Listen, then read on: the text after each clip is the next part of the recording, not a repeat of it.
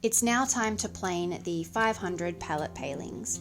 We are still in a rainy season, but the sun came out long enough for me to drag the thicknesser across the boggy lawn. I got this Ryobi thickness planer for just under $300 brand new, but I did have to drive a fair way to pick it up, although fuel prices were a lot cheaper back then. These things are still selling for over $500 at Bunnings, so keeping an eye out for sales is definitely worth doing.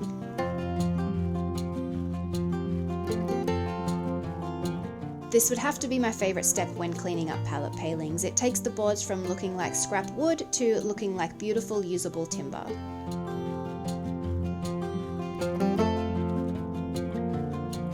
Before I had the planer, I would instead use an 80 grit flat disc on the angle grinder and then a 100 grit on the sander. It does take a lot longer, but if you're only doing smaller projects, it works just fine. And I'm still happy with the look of my older pallet wood projects. For these boards, my goal isn't to get them all down to the same thickness. All I want is to just take enough off of each paling to smooth them up. Hence the reason for me constantly changing the depth to suit.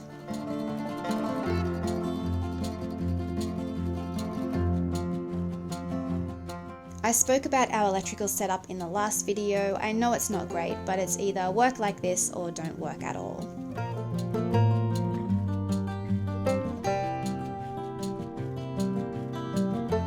I'm using the wood shavings from the shop vac to help make a drier path in the lawn. Because we have just had a few floods in a short time span, every time it rains, even just a little, the yard fills up with ankle-deep water.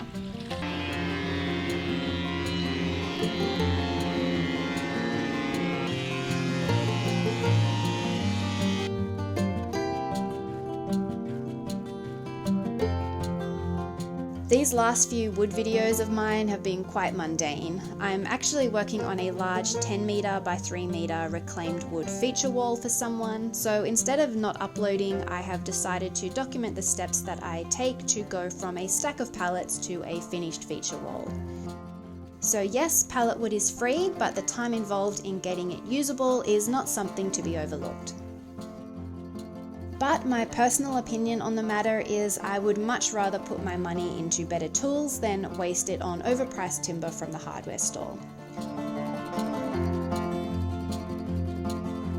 Tools are an investment, and if you look after them and know how to fix them, they can last a long time and well and truly pay for themselves.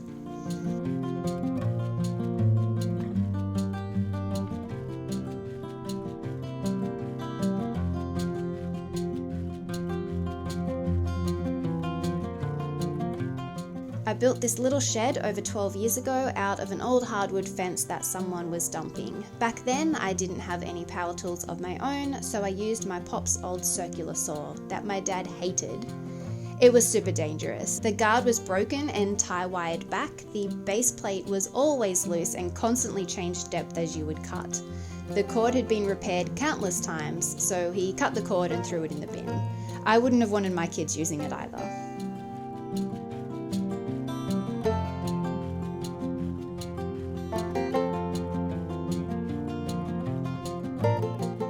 In part 1, I cut and pulled apart all the pallets. In part 2, I trimmed up either side of each paling. I have now smoothed up the face of each board, and in the next video I'll be cutting them all to length. I promise in the future there will be much more exciting projects, but for now, this is it.